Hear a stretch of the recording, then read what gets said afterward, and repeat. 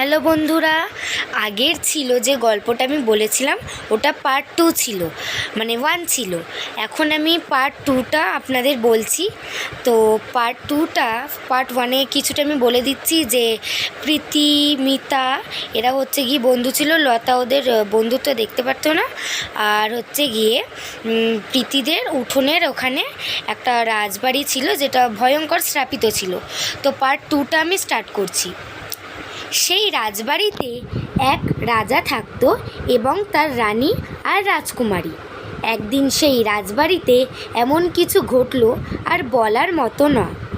যাই হোক, লতা, প্রীতি আর মিতার বন্ধুত্ব ভাঙার জন্য সে ভাবল, হে বন্ধুরা, চল ওই যে প্রীতিদের বাড়ির পাশে যে রাজবাড়িটা আছে না, যেখানে নাকি 5 বছর অন্তর অন্তর বলতে গেলে পুজো করা হয়, আর ওখানে কি শ্রাপিত না কি বলে মানা হয়, ওই জায়গাটায় ঘুরতে যাবি?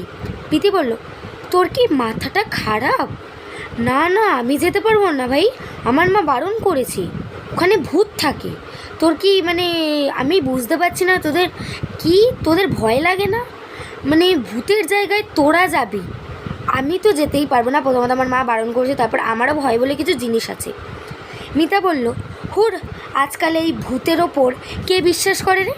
না রে লতা, আমি তো রাজবাড়িতে যাব, আর তুই প্রীতির চিন্তা করিস না, আমি ওকে ঠিক মানিয়ে আনবো। লতা বলল, ঠিক আছে, তাহলে তোরা 8টার সময় আয়, পড়া শেষ করে। সেই মতন প্রীতি আর মিতা আর লতা 8টার সময় রাজবাড়িতে এলো। রাস্তায় যেতে যেতে লতা বলছিল, বন্ধুরা, তোরা পড়া শেষ করে এসছিস তো? কারণ কি বলতো, তোরা পড়াটা না শেষ করে এলে না, তোরা আন্টির কাছে বকা খাবি, তখন তো আমার তো খারাপ লাগবে, কারণ আমি তো তোর বন্ধু, বল। প্রীতি বলল, ছাড়, বাদ দে, আমি একটা কথা বলবো, শুনবি? মিতা বলল, বল তোর ওই ভূতুরে কাণ্ডর কথা, আর কি বলবি, যে এই বাড়িতে ভূত আছে, কী কী কাণ্ড আছে, তাই কি? প্রীতি বলল, জানিস না যখন বেশি বকবক করবি না, যা বলছি শোন। জানিস, মা বলেছে এই রাজবাড়িতে নাকি একটা কাজের লোক ছিল যে নাকি কালা জাদু করতো। সে রাজার থেকে বদলা নেওয়ার জন্য কালা জাদু করে একটা পুতুল তৈরি করেছিল।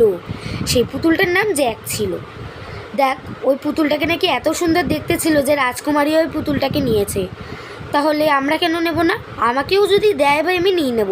তাও তো রাজকুমারী 9-10 বছরের ছিল। এটা পার্ট 2। পরের বারে আমি পার্ট 3টা তোমাদের পড়ে শোনাবো অডিও।